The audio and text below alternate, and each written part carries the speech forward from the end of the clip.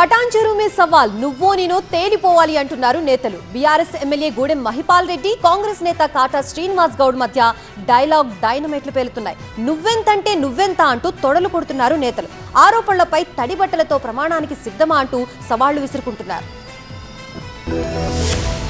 కాటా Srinivas versus Gudem Mahipal Reddy. Patan చెరువులో సవాళ్లు ప్రతి సవాళ్లు. పటాన్ చెరువు రాజకీయాలు ఫైర్ మీద ఉన్నాయి. బీఆర్ఎస్ ఎమ్మెల్యే గూడెం మహిపాల్ రెడ్డి, కాంగ్రెస్ నేత కాటా శ్రీనివాస్ గౌడ్ ఆరోపణలు ప్రతి ఆరోపణలు ప్రమాణాల వరకు వెళ్లాయి. తాను మహిపాల్ రెడ్డిపై ఆరోపించిన ప్రతి మాట వాస్తవమన్న శ్రీనివాస్, గూడెం మహిపాల్ రెడ్డి తనపై చేసిన ఆరోపణలకు కట్టుబడి ఉండాలన్నారు. గురువారం బీరంగూడ శివాలయంలో తడి బట్టలతో ప్రమాణం చేయాలని మహిపాల్ రెడ్డికి సవాల్ విసిరారు శ్రీనివాస్ గౌడ్.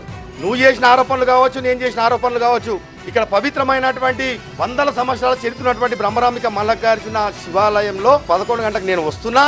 నీ ఆరోపణల మీద కూడా నువ్వు చేసిన ఆరోపణ నిజమైతే నువ్వు వచ్చి రేపు తడిబడుతూ నువ్వు గుళ్ళకి చూడాలి.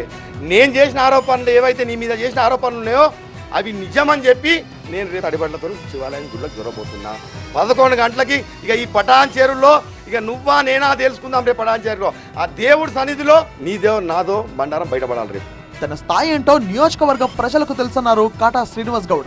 రాజకీయాల్లోకి వచ్చాక ఎవరి ఆస్తులు పెరిగాయో చర్చకు సిద్ధమన్నారు కాంగ్రెస్ నేత.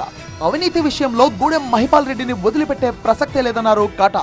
పెద్దలు హరీష్ రావు గారి గురించి మాట్లాడిండు, అసెంబ్లీలో మాట్లాడిన దాని గురించి ఆయన గురించి సవాలు చేస్తాను.